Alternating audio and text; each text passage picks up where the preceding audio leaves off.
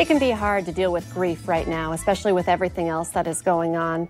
This challenging time that we are in can make it difficult to deal with the passing of a loved one. Joining us today with some guidance on dealing with our grief, we have Kristen Wenzel, grief specialist with Hospice of the Red River Valley. Kristen, thank you so much for joining us today. Hi, good morning. It's never a good time to lose a loved one, but these days everything has been kind of turned upside down. What are you seeing? Well, it's really interesting when we're working out of our homes now, obviously. And one of the things that I'm very intrigued with when I'm calling and visiting with some of my clients on the phone is it's going from one extreme to the next. It's either many of them talk about the fact that if their loved one had died prior to the COVID isolation and the limitations of what we can do, they're finding gratitude and gratefulness that their loved one didn't have to go through this, or that they are not having to face the issues that other people are facing with not being able to have funerals, not being able to get together and connect with people.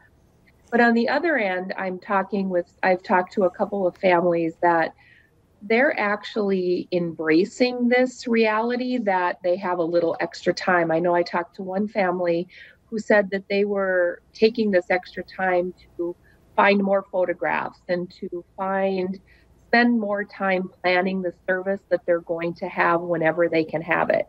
So I think it depends on what kinds of things you're dealing with.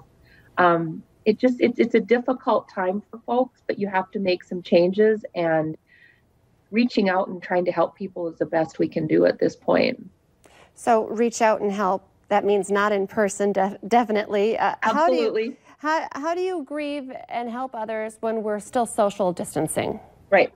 And I think that that's a really great point, because we can't just go out. And what do most people need when they're in the midst of sadness or other difficulties is they need that touch. They need the personal connection. You can do it this way, by Skype or by Teams or Zoom or whatever, FaceTiming, whatever you could do so you can at least see the person. And I think that that is very helpful to be able to lay eyes on people. But if you're not able to do that, making phone calls, reaching out in regards to sending notes, sending letters. I know I have found myself, I have some, I can't get over to see my mom and my mother-in-law, so I'm dropping them cards in the mail every week just to reach out to let them know there's people that are still thinking about them. And I think we can do that in a way that isn't intrusive, but you could just say, I'm here. If there's anything I can do, let me know. But reaching out by phone, driving by and waving at them, or having them stand on their porch and just give them a shout from the street, whatever works.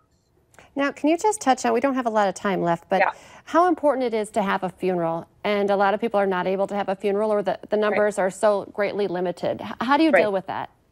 Well, I think one of the things that you have to do is you have to make do. You have to either postpone it or make some other kind of a ritual, whether you can. I know one of the things that we have heard when we're talking to people on other meetings that we've been going to, people are doing, remote via Skype. They're actually having funeral homes that will offer a funeral with just a few family members in the room, and being able to do it via video conference, or drive-by funerals. I know it seems weird, but having the family stand outside and have the funeral home and have family drive by if they can, sending out different directions and those types of things. Rituals are super important, but you don't necessarily have to do them in person. You can do them at a distance. It just takes a little bit more planning and thinking. Kristen, thank you so much for your time. You're a wealth of really important information, so it's always great to visit with you. Well, I appreciate that. You have a great one. Thank you. You too. We'll be right back here on North Dakota.